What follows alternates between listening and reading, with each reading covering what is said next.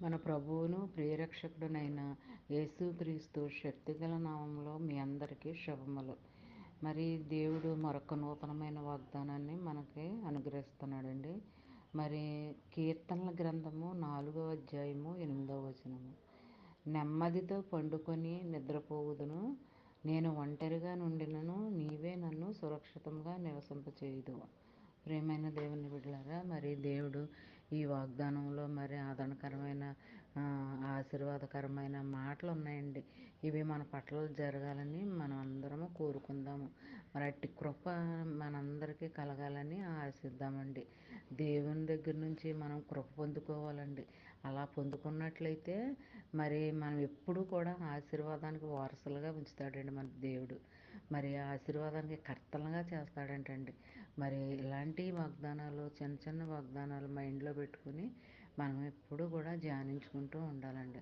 మరి కలత నిద్ర అనేది దేవుడు మనకు రానివ్వడంటండి. మరి నిద్రపోయినప్పుడు హాయిగా నిద్రపోతారంటండి. ప్రశాంతమైన నిద్రనిస్తాడంటండి.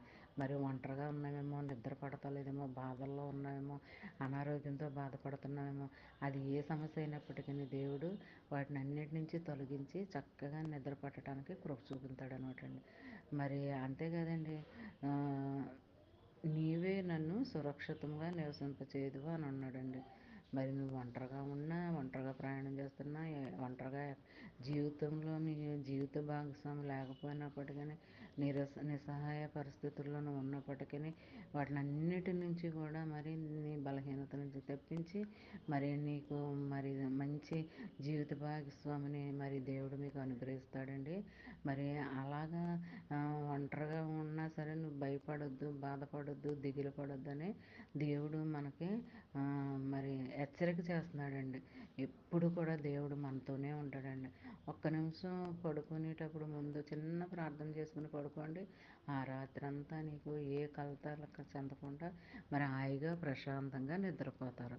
మరి అలాగా ఇందులో ఉన్న దీవెనలు, ఆశీర్వాదాలు మనందరము పొందుకోవాలని మరి మనస్ఫూర్తిగా కోరుకుంటున్నానండి.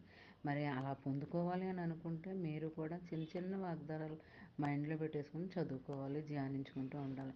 మరి నువ్వు ఏ పనిలో ఉన్నా, అది ఉద్యోగమైనా, వ్యాపారమైనా, అది ఏదైనప్పటికీ నువ్వు ఎక్కడున్నప్పటికీ ధ్యానించుకుంటూ ఉంటే మరి ఆ దినమంతా నీకు ఎంతో ఆశీర్వాదకరంగా ఉంటుందండి.